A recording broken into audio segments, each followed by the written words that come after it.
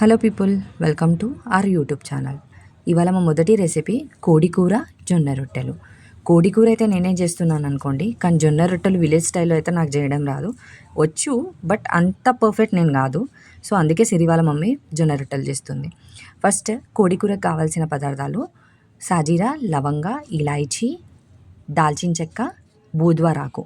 వీటిని వేసుకొని మంచిగా గోల్డెన్ బ్రౌనిష్ వచ్చేంత వరకు వేపుకోవాలి.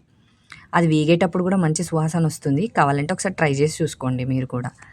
అవి వేగినాక వాటిని తీసుకొని దంచుకొని పక్కకు పెట్టుకోండి. ఇది చికెన్ కర్రీలోకే కాదు, నాన్ వెజ్ కర్రీలో లేదంటే వెజ్ కర్రీలో కూడా మీరు యూజ్ చేయొచ్చు as a garam masala powder లాగా.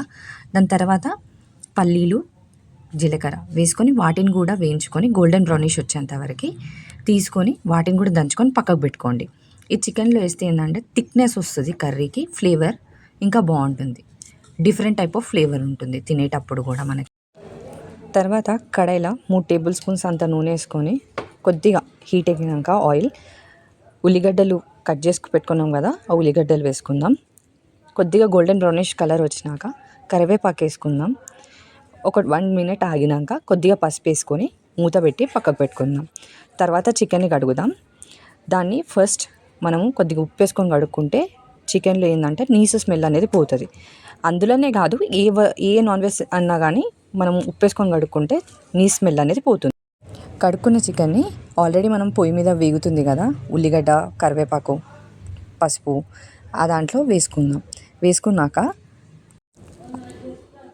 నెక్స్ట్ ఏం చేయండి అంటే, అది కొద్దిగా నూనె తేలుతుంది కదా చికెన్ మీద, అప్పుడు టమాటాలు కట్ చేసి పెట్టుకున్నాం కదా అవి కూడా వేసి కొద్దిగా అవి అంటే మెత్తబడాలి. టమాటాలు మీరు చెక్ చేసుకోండి.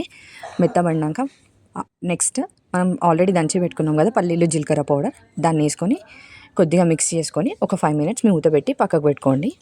మీరు నార్మల్గా వండితే అయితే స్టవ్ మీద స్లిమ్లో పెట్టుకోండి పక్కకి.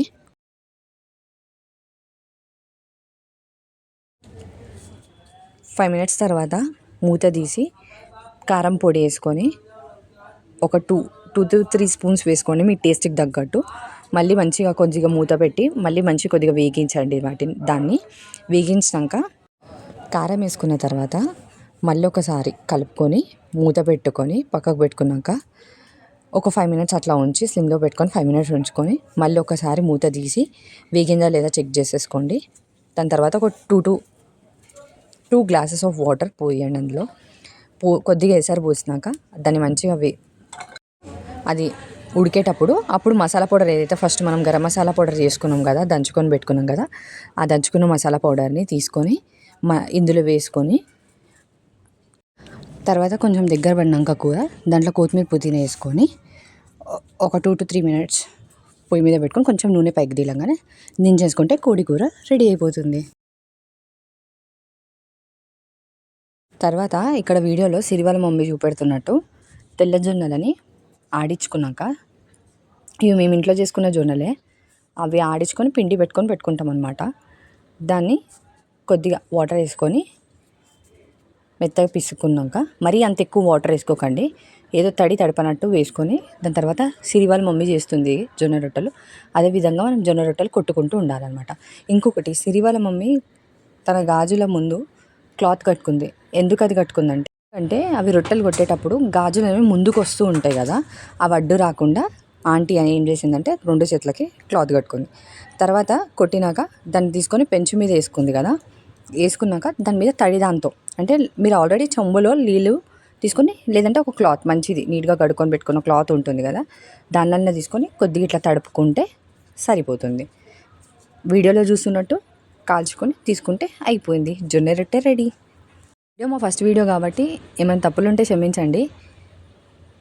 ఫర్దర్గా ఈ వీడియో మీరు నచ్చినట్టయితే లైక్, షేర్ అండ్ సబ్స్క్రైబ్.